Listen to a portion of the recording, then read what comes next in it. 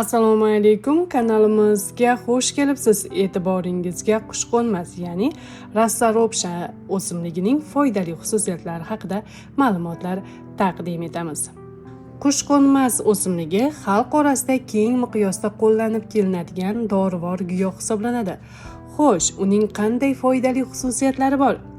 Jigarni zararli moddalardan himoyalaydi.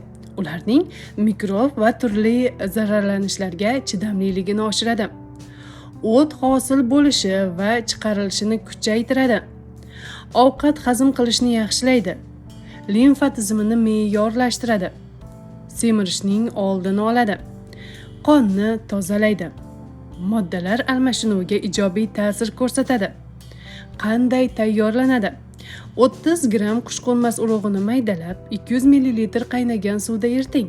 Ovqatdan 30 daqiqa oldin 50 ml dan ichish tavsiya qilinadi. Yana bir necha tavsiyani sizlarga taqdim etamiz. Jigar, oshqozon ichak tizimi va husnbuzarlarga qarshi 1 osh qoshiq maydalangan Rastaropsha, ya'ni qushqo'nmas 200 ml iliq suv. Emallangan idishda suv bug'ida 30 daqiqa davomida qaynatiladi. 3 qatlamli gazli latta orqali suzib olinadi.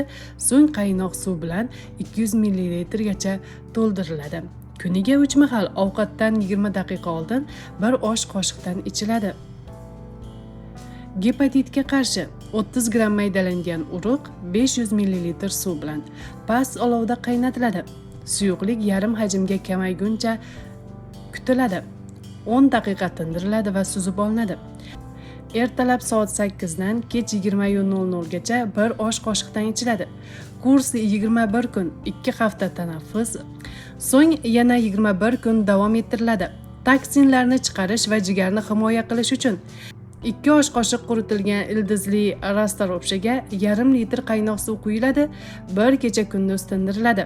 Kuniga 3 mahal, har safar 150-180 ml dan ichiladi. Azizlar, sizlarga yetkazmoqchi bo'lgan yana bir foydali ma'lumotimiz shulardan iborat edi.